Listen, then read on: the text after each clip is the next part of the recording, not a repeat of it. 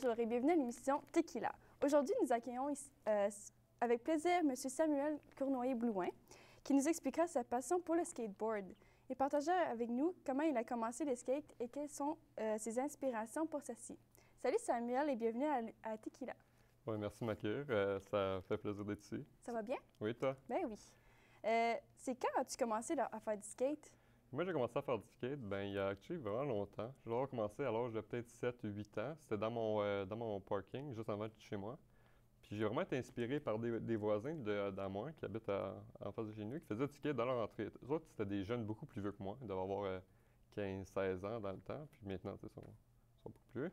Puis eux autres faisaient toujours du skate. Ils se faisaient des propres obstacles, ils se faisaient des propres jumps. Puis j'étais vraiment inspiré. Je regardais, puis je voulais un jour pouvoir être capable de faire ce qu'ils font.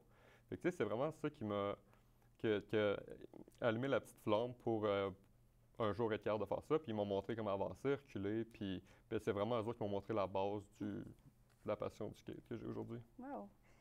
C'est comment bien débuter en skate? Fait qu'il n'y a pas vraiment de secret en skate. Faut juste que tu continues. Il y a beaucoup de gens qui vont acheter un skate, par exemple, puis vont finir par arrêter, puis c'est trop dur. Puis c'est comme n'importe quoi dans la vie, il faut juste que tu continues. Puis la skate, c'est vraiment quelque chose de vraiment compliqué. Encore aujourd'hui, je suis loin d'être le meilleur. Je suis pas particulièrement excellent comparé à d'autres personnes qui auraient fait du skate de l'âge de 7 ans, par exemple. Mais c'est vraiment de continuer, de continuer, de continuer. Ici au Canada, tu sais, on a l'hiver, fait que souvent on peut pas faire de skate ou presque pas pendant l'hiver. Fait que c'est souvent de revenir en été puis d'avoir vraiment la passion de vouloir recommencer puis de vouloir un petit peu réapprendre parce que tu le veux ou non, pendant l'hiver, tu deviens un peu rusty, qu'on appelle, puis c'est vraiment dur quand tu reviens en été. Bon, c'est quoi tu suggérais, mettons, à des débutants? Bien, c'est sûr que commencer avec une planche, mettons, de Walmart, que beaucoup de parents achètent à leur enfant, c'est pas le way to go, c'est pas la façon à faire. En général, tu voudrais commencer peut-être avec quelque chose de déjà plus professionnel. Fait que, tu sais, peut-être si ton enfant voudrait commencer à faire du skate, peut-être y acheter une complete, c'est une skate déjà conçue. Puis après, il va pouvoir voir si lui aime ça pour s'en racheter un autre, etc. Fait que, donc, pourrais-tu nous expliquer l'impact des jeux vidéo sur le skate? Oui, le jeu vidéo, pour moi, ça a été quelque chose qui m'a aussi inspiré. Tu sais, je parlais des voisins.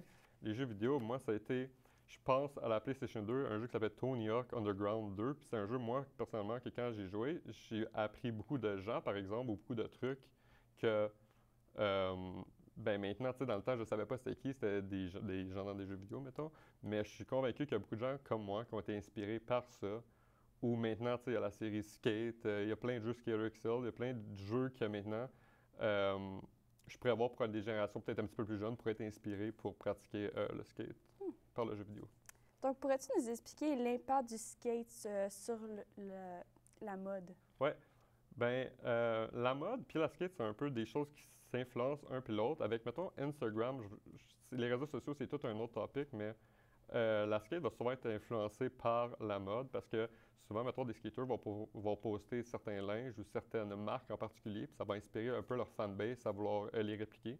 C'est un peu n'importe quoi, comme si un athlète professionnel promote Nike, ou ça, c'est un peu un exemple un peu dérivé, mais si quelqu'un promote de quoi, en général, les gens vont vouloir le suivre. Fait que si un skater pro promote une certaine marque de souliers ou de quoi, en général, ça suit aussi. Puis dans le même côté aussi, des gens qui portent des marques de skate sans nécessairement faire du skate. Il y avait le phénomène de trasher, beaucoup de gens qui portaient du trasher sans nécessairement faire du skate. Donc, c'est malheureusement la fin de notre émission. Merci Samuel d'être venu nous expliquer votre passion pour le skateboard et que je suis sûre que ça va tout inspirer tout le monde. Pour la prochaine rencontre, nous aurons la visite d'une fille passionnée de la télé, Gabrielle Demers, pour nous expliquer pourquoi elle a choisi le cours de production télévisuelle. Restez de notre émission à Tequila et se poursuit après cette pause. Bonne fin de journée!